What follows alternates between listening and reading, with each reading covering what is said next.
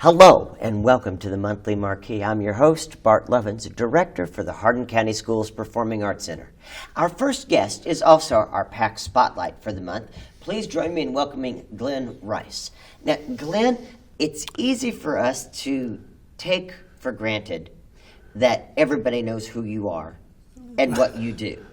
But for those people who may not be familiar, just give a little background, sir, if you don't mind. Well, we've been producing and singing and songwriting for several years. I'm actually retired from the educational field, 30 plus years, and the last 15 as a principal.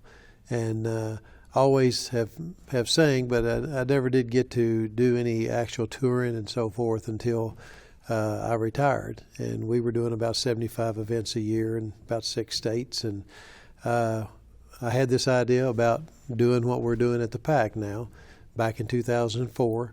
And we packed in the State Theater, Plum Alley, shoulder to shoulder, about 225 people. And I had a little 5-question survey. All they had to do is check yes or no, and just asking, is this something the community wants? And it was a resounding yes. So in 2005, we started with the PAC and needed a larger area, and we've been going ever since. This will be our 16th year, and I believe it's our 56th performance. I believe that's right. That we'll be kicking off on April the 24th of this year on a Sunday afternoon, and been with the PAC for a long time. Long time. People who come to the performance on the 24th? Yes. On April 24th. When they come to the performance, what should they expect to see? Well, they'll see probably 5 or 6 different genres of music. We do the oldies, we do Elvis, we'll do some of your newer artists. We do gospel, country, original. We've done even operatic. I had one lady, Brooke Thornsberry, came in, and I had her to do one just to shock the people, and they just sat back in their seats, and she was doing an operatic song. But several different genres of music, Bart. I think this first one is a 40-song concert, and it clicks. I mean, it goes. Doors open at 2 o'clock, and the concert starts at 2:30. And we've got 9 entertainers coming in, 6-piece band. A special guest, he's a 5-string national champion banjo picker, and we've got Terry Lee Ridley, who does the Jerry Lee Lewis impersonation, and he's phenomenal. He plays all over the United States. Tiffany Puckett, Lou and Jeannie Bingham, Eddie Black, Ron Benningfield, Wayne Sexton, Camille Turner. It's going to be a loaded lineup for the April concert, which is a little bit different this year. You know, we usually do a Friday night, Sunday in our 3 concerts. This time it's going to be a Sunday, Friday, and a Sunday. Mm-hmm. So we're kicking off on a Sunday afternoon this time. And a beautiful facility. We've worked with y'all for years. If people have not been there, I would put it up against anything between Louisville and Nashville as far as the accommodations. Seats about 800, I believe, if I'm close correct. To that, yeah. And the access, the parking, and access to the theater itself, the Performing Arts Center, is very easy to get in. Wonderful seating. The acoustics are phenomenal. Large stage. We do all the video work on the big screen behind the singers throughout the concert. So it's not a country music show. And I sing at a lot of country music shows, but this is more of a concert setting. And I've always had the motto of, if people can leave feeling a little bit better as opposed to when they got there, then we've done our job. Hopefully we've given them a good afternoon or an evening of true entertainment with different genres of music, and they feel like they got their money's worth. That's what we're hoping for. Sounds like a plan to me. Yeah. What's that date again, Glenn? It's April 24th. On Sunday afternoon. The doors will open at 2 o'clock. The concert begins at 2:30. Advance tickets are $20, and that's, we think, cheap for a 3-hour performance. At the door, they're $25, but if you will contact the Performing Arts Center, and y'all have tickets for them, Blakey Printing off the square has tickets, and then we've got 5 locations in LaRue County with the Buffalo Bank and the Lincoln Museum has tickets, Rock and Rogers, Glenda's Beauty Salon, and I'm leaving out one. I can't think of it right now, but if you can also call us, 270-528-4014.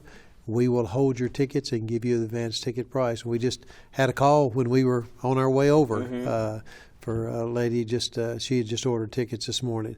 So we're already on the move with our ticket sales, and you'll probably see posters up at a lot of different places. And we've been very fortunate to do this with y'all today with the different radio stations. I think we're heading for the Rotary Club later on. That's next. So it's really been good, and it's given us an opportunity to get the word out, and we want to thank you for that and the PAC. So it's been a lot of fun. Our pleasure, Glenn. Thank you very much. Thank you. Next up on the program, we welcome Yemi Taylor from T.K. Stone Middle School. How are you, Yemi? I'm good. Thank you for spending the day with us. Now, was today your first limousine ride? Yes. Very thankful for Skaggs Limousine helping us out today. It's pretty cool, isn't it? Mm-hmm. Took us a while to find seatbelts, but otherwise, yeah, really cool. Thank you for doing this today. Just share with our audience a little bit why you're here today. What are your experiences you've had at the Performing Arts Center? I have... Whenever the Missoula Children's Theater comes down, I am the first one to sign up. I love performing, and it's such a good way to learn and to really just express like whatever I want to express, what I'm feeling that day. And it's such a friendly environment, and I have been in multiple of their performances, and it's just always been so much fun. Now, this was last week, and it was Rumpelstiltskin. And so we're kind of looking back on the experience. One of the things that caught my attention was you made it a point to go up and speak to the TAD directors after. Do you want to talk about that just a little bit? Yeah, sure. So ever since I first had done the show, they had talked about assistant directors. And I was 9, I was like 7 or 8 or 9 when I first did it. And so I wasn't old enough to do it. And I wanted to do it for a long time. And I kept getting a role in the last 2 shows, so I couldn't do the assistant director as well. And then when Rumpelstiltskin came along, and I realized they had just the amount of kids, so they didn't have any assistant directors. And I had every single show I'd been in, it has been useful to have somebody backstage because it's too much for one person to do alone. And so I've never had trouble not like speaking to adults, and so I just walked up, and I literally, when she said yes, I did not expect it. I was expecting a no. I was worth a try. I was just trying, but I walked up, and I very politely was like, "Hey, if you need an assistant director, I've always wanted to. I am ready. I've done stuff like this before. I know my way around backstage, and I would love to help you if I could." And she said yes, and I was blown away. But it was so much fun being the assistant director, and it's been my first time, but it wasn't that difficult. It was reading the stage directions was difficult because she didn't tell me a few things because I think she forgot I was. So like, for example, when I'm in the audience and I was helping people get to where they need to be from the audience, she didn't tell me that my left is their right. Right. And so when I looked at the direction that said left, I told them to go left when they needed to go right. And I messed up that a couple times, and then she told me, which was funny. But then I finally got it, because when we were all backstage, it wasn't that big of a deal, but it was very fun once I got the hang of it. Now, I think a lot of people can understand why someone would want to perform. What's the difference? What do you get out of assistant directing as opposed to what do you get out of performing? Because I think as a director myself, I like to perform, but I also like to direct, and I get different things out of both experiences, wouldn't you say? Yes. Performing is great if you are very social and you have big expression and you love to be the center of attention and you aren't like going to be shy and like all tense and you're really like open. But if you're a director, you don't have to be like that. You can, especially because if you're backstage, which I mean you would be hopefully, but you can be a little bit more bossy, you can be more direct, and you get the sense of this is actually what it takes to put on the show. It's like the work behind the scenes is a lot more than what it looks like on stage.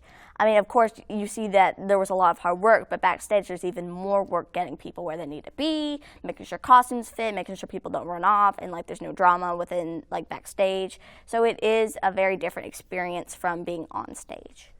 And how do you think your experiences on stage and behind the scenes are going to help you as you grow up? Well, one, they help me determine what I like better. I love both, and I am always probably going to be a performer naturally because I also love music, so I've also performed with my music. But then I've also found that being assistant director is very good. Well, one, it helps me be quiet, and then it also teaches good discipline. Like, you have to have self-control. Like, let's say you're getting mad, you have to be able to control that or else they'll hear you. You have to learn to control your mouth, especially if you're telling people to be quiet. You can't be like, shut up, because that doesn't go well. You have to learn to use kind words when you're talking to people. You have to learn to be able to use memorize people's signs. Like she gives us signs, so I'm all the way on one side of the stage and they're all the way, I can make their sign and they'll come see me. So you have to. It's good practice for memorizing things. You have to memorize most of people's lines and their cues, so it's good memorization practice. And you also have to be okay being social. Like, you can't not like people because you're talking to people the whole time. Yeah. Yemi, thank you so much for being here. Look forward to working with you for many more years to come. Hello, hey, stop everything. I just got a newsflash that I need to share with everyone. The Heartland Dulcimer Club is presenting a dulcimer tasting on Monday, April 25th at 3 p.m. at the Hardin County Public Library. You can receive free instruction on any number of different dulcimers. If you've always been interested in maybe trying a dulcimer and seeing what it feels like or what it sounds like when you play one, go to the Hardin County Public Library for the Heartland Dulcimer Club Dulcimer Tasting, where you can sample any number of different instruments. Again, that's the Hardin County Public Library, and the time is 3 p.m. and the date is Monday, April 25th. Go and test out a dulcimer of your own. Please welcome to the show next, Jake Richardson, representing Hardin County Playhouse. Jake, it's so good to see you, sir. It's Likewise. Been a little while. It's been a while. What are you involved with right now? Now, I know, for example, you're very involved with the Playhouse and their Youth Dramatics program. And tell us just a little bit about that program. Well, Youth Dramatics is one of the best things I've ever decided to get involved with. Myself and Mackenzie Blair, we coordinate the program, and right now we're actually in rehearsals for a production Youth Dramatics is going to put on. It's a one-act play called Paper or Plastic, and it's a rollicking good time. We're having so much fun with the rehearsal process. The kids are putting in all the work. You've worked with a lot of these kids in the past, and they are, incomparable. I'd put our kids up against anywhere else in the world. But no, it's coming up pretty soon. Opening night is April 15th. And runs 15th, 16th, and 17th at the ECTC Science Auditorium. Tickets are going to be $10, and you can get those by calling the Playhouse. We're very excited about this, really excited. Kenzie and I, we take a lot of pride in this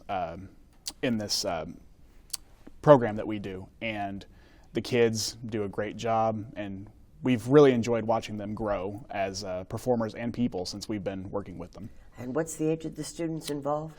We have the program itself goes from middle to high school. I believe a lot of our kids that are in the show actually go to Central Hardin. Okay. I believe all but one of the kids in our production go to Central Hardin High School. Okay. But yeah, the program itself, if anyone's interested in that, we have a Facebook page, Hardin County Playhouse Youth Dramatics. And there's information on HCP's Facebook page itself and also on the website. It's open from 6th to 12th grade, and there are numerous opportunities to learn and perform and do all sorts of things. It's throughout the year. Oh, absolutely. It's from August to May, essentially a school year. Gotcha. Second Tuesday of every month, except when it's not, is what I like to say. There you go. Leaves room for error. And I know that in addition to the Youth Dramatics program, which is called Paper or Plastic, yep, that is coming up, you're also at the Playhouse getting ready to have auditions for Heathers. Yes, absolutely. Heathers the musical. A lot of people are familiar with that based on the movie. Sarah Dakin, the incomparable Sarah Dakin, is directing that, and auditions for that are going to be on April 11th and 12th. I know her guidelines for that is you have to be over 18 to audition for the production and also be vaccinated against COVID. But if those things apply to you, I'd say come out and audition. I think it's going to be a great time. And that's April 11th and 12th again. And do you know when the performances are for Heathers? I don't off the top of my head. Sometime this summer. Yeah, Sometime absolutely. this summer. And that information is also available on Hardin County Playhouse's website. Great. Jake, thank you so much for being here, Hey, sir. thanks for letting me. My next guest is Priscilla Scarborough, representing the Historic State Theater. And you guys are as busy as we are. We are hopping. It is crazy. We are hopping. We are. It is crazy. I mean, the bookings and the world is open. Yes. And it feels good. And the allergies may be in the air, but everybody's breathing a little bit easier. Yes, everyone's breathing easier. Those trees, it's the white trees, I'm telling you. Well, what's happening over at the state this month? So this month is, really big. Like I said, the world is open. So on Thursday, April the 14th, we have major country music artist Doug Stone is going to be in. Fantastic show over the course of his 20-plus year career. So that is really exciting, and we're really looking forward to that. On Saturday, April the 23rd, we are hosting Green Space Wild and Scenic Film Festival, which is going to be a really great look at our conservation and just different environment here in the state. So that's really exciting, and we're all looking forward to that. And that is open to the public. Check out our website for more information on that. But that's just really a fantastic organization to be a part of with Green Space there. And then on Friday, April 29th, we have the really fun rock group Atlanta Rhythm Section. So we are really excited to have them in. It's talk about nostalgia there. It's one of those, yeah. But on sale now, we're really just looking forward towards summer as well. But on sale, we just launched the Platters. The Platters are going to be coming on June 17th, so we're really excited to have them. I am excited to have them. And then the gospel group, the Hoppers, is coming on July 16th. You know, we're talking about that before, and that's not a group that I'm familiar with at all. But they've been around for over 25 years. I mean, my understanding is it's a family, the Hoppers, and so the mom and dad have always sang gospel, and then the kids come along and they're singing, and their harmonies are like none other, and it's just going to be a really great, experience. Oh, wonderful, wonderful. And I know, in addition to all the things that you're doing there at the State Theater, you're also very involved with some of the summer festival things that are happening downtown. Right. And how are things progressing with barbecue and bikes and all of that stuff? Yes, so we've changed the name a little bit. So I was afraid I was going to say it wrong. I gotcha. So it's barbecue bands and bikes. That's what it was. Right. So we just really examined the barbecue blues and bikes and really thought that was just kind of pigeonholing things a little bit for folks. And we really want to be inclusive and include so many different genres. And we are so proud to say that, Sarah Vaughn, kind of created this schedule to where she wanted to have 3 stages and musical acts rotating, and in that way, if country wasn't your thing, well, then you can go to this stage and listen to hard rock, or you can go over here and listen to some jazz, so it's really whatever your tastes are, and so we're really trying to make it inclusive. As of right now, we have 18 different acts. Wow. Yes, whenever I tell you that Sarah's juggling, so she has this stage, here's a lineup for this time. So we're going to be releasing that calendar here soon. That way, if you have some favorites that you want to check out, you can make sure to be there and not miss it. And what's that date so people can get it held? It is going to be Saturday, May 28th. Oh, it's very soon. It is very soon. And then for anyone who is interested, we have a really great thing that we do early that morning. We have the Thunder into E-Town ride. So if you're a motorcycle enthusiast, if you just like to ride, everyone is meeting over at the American Legion over on Ring Road. Kickstands are going up at 10 a.m. and they are taking a really fun scenic tour around our area. And then they are going to conclude at about 11 o'clock, as they roll into downtown, and with those loud motors and excitement kicking off our BBB festival. So we're really looking forward to that as well. But you can register for the ride on our website. That's etownevents.com, and it's $25 and includes a really cool looking t-shirt. Very cool. Now, where can people find out ticketing information for the State Theater? Is that the same website or a different one? It's actually, we have two different websites. That's so what I the thought. E-Town events would be more like BBB and our upcoming Cruisin' and Wine Fest. We'll talk about those I was maybe gonna say. coming up soon. So we'll talk about those a little bit later, but that's etownevents.com. Anything to do with the theater itself. So whether it's the concerts or tickets, or if you're interested in rentals, maybe for birthday parties, things like that. Weddings. Well, it's wedding season. Yeah. So so that's thestate270.org. Excellent. Thank you again so much. Thank you Look for forward to having me. seeing you or Sarah next month. Absolutely, thank you. Next up, please welcome Miss Carmen Caldera Brotzka, representing the Elizabethtown Performing Arts Center. Well, how are you, dear? I'm great. How are you? Doing fine, doing Good. fine. Catching up with folks, and speaking of catching up, you are catching up on a project that you've been sidelined by for 2 years now. Yes, 1984. We were. That was the last rehearsal you had, was in 1984. It feels that Yes. way. It definitely does. March, when everything shut down, we were going into Tech Week. So they had put in 3 months rehearsals, and lines were ready, and costumes were ready, and the world shut down. Yeah. Yeah, so we are back 2 years later with half of a new cast, because we had 2 years of seniors Graduates. graduate. So we are back and headed toward that final finish line. What do you think about this particular production speaks to your students right now? There is so much that they are relating to.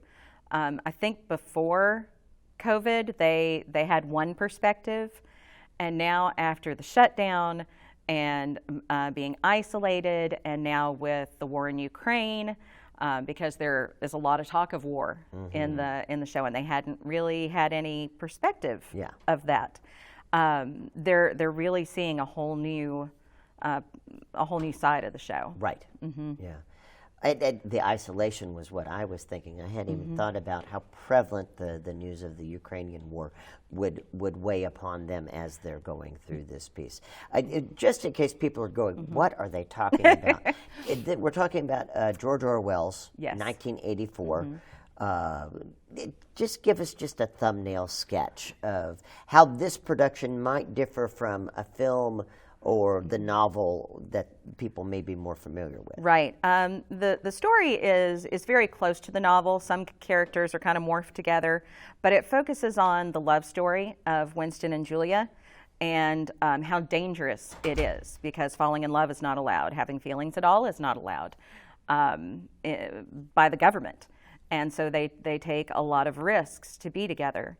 And so it's the story of fighting for humanity and love and all those things that we desire as human beings.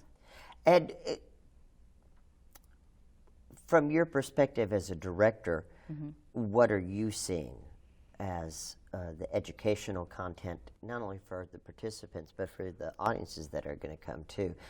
As an educator, where do you think this falls with what we're dealing with as a world right now? Oh, well, I mean, educationally, of course, George Orwell, 1984 are classics. And it does really follow the storyline of the book in a lot of ways, but also being able to, theater is all about relating to the world around us. And right now there is so much between the war in Ukraine and the things that we have had to deal with over the last 2 years, the isolation, things being shut down, being told when you can shop, not being able to get things that you need because of supply issues, just so many different things. The stress of the world that we have been under the last 2 years is very relevant. Well, tell our audiences just a little bit about how they can get tickets for this and what they can expect. Yes. We recommend the show. It is the Elizabethtown High School Theater Guild. So we do recommend 12, 13 and up, depending on your child. Tickets are at thepack.net. Performances are Wednesday, April 27th, and Thursday, April 28th. And there is student pricing for tickets, so be sure you pay the appropriate amount for your ticket. But tickets are on sale now, so get them quick. And just, again, because we want to make sure people don't show up at the wrong time, place. Yes. This is the Elizabethtown School System's production. Yes. But it is being held at the Hardin County Schools Performing Arts Center. Correct. And the what went package on into Hardin. that decision? Because I'm sure that'll be something that folks would be curious about. Yes. COVID, of course, is still impacting us. And with our show being in April right after spring break, there is the possibility that, for safety reasons, we would need to be masked again, which means we need a body mic for every actor. And that's something that we do not have, and you do. And so it was, I promised these students 2 years ago that we would do the show even if we did it in a parking lot, because at that point we didn't know what was happening with COVID. Sure. And luckily we're not in a parking lot. You have what we need to keep the students safe if that's where we are. And of course we made this decision 2 months ago when things were not as they are right now. But we're just kind of holding our breath and thankful that we're going to be able to do the show safely if that's what we're faced with. Excellent. Thank you, Carmen. We look forward to having you guys visit real soon. Thank you. We're excited. This month, Allison and I have 2 very different road trips planned. The first will be a spring break trip up to Illinois, along with several of my family, to see uncles and aunts and old family friends that, well, I haven't seen in over 30 years, as well as a monument dedicated to my dad that until now, I've not had the time to visit. Then, later in April, she and I will head to Alabama with a box truck full of puppets and props that the pack is renting out to a middle school for their production of Disney's The Little Mermaid. These 2 upcoming adventures and last week's visit by Missoula Children's Theater have reminded me of my own days on the road. Like many others, a career in the performing arts will not come to you. You have to go to where the work is. So, for the better part of 10 years following college, that's precisely what I did. Through various touring companies and the occasional outdoor drama and dinner theater booking. I even used to joke that I spent 3 years living in a trash can. Only a slight exaggeration since I did a 3-year stint as Oscar the Grouch with Sesame Street Live. By the time I landed back home in E-Town, I'd performed in over 40 states, including Hawaii, and a good portion of Canada and Japan as well. And even though my career has transitioned from touring from town to booking tours to come to us, I still feel that thrill when I hear the sound of a beeping truck backing up to the loading dock to load in the next show. I guess that's what they mean by the call of the open road. Speaking of loading in the next show, currently in its 62nd season, the Kentucky Shakespeare Festival in Central Park is the longest running, free, non-ticketed Shakespeare festival in the United States. As the most comprehensive in-school arts education provider in the Commonwealth, Kentucky Shakespeare serves schools throughout the region with interactive educational programming directly tied to academic standards, helping impact student achievement. So, be sure to catch them when they bring their tour of Julius Caesar to our stage on April 15th with a Kentucky Shakespeare School show at 9:30, as well as a public performance at 7 p.m. Well, folks, that is going to wrap up another month of the Monthly Marquee. I'm your host, Bart Lovins, Director for Hardin County Schools Performing Arts Center, and we will see you next month. What do we know? We're just your royal scholars. Oh, what Roxy is trying to say is that even royal scholars can be wrong at times, and this is one of them. But I need to get those queens ready for that royal parade. Yes, indeed you do. Your Majesties, if you would be so gracious as to follow Roxy and Arenda, they will take you to get ready for the parade route. When you see the Emperor in his new clothes, why, you will be stunned. to say the least. I will stay here with the Emperor to make sure that he's ready for the parade. I cannot wait to see.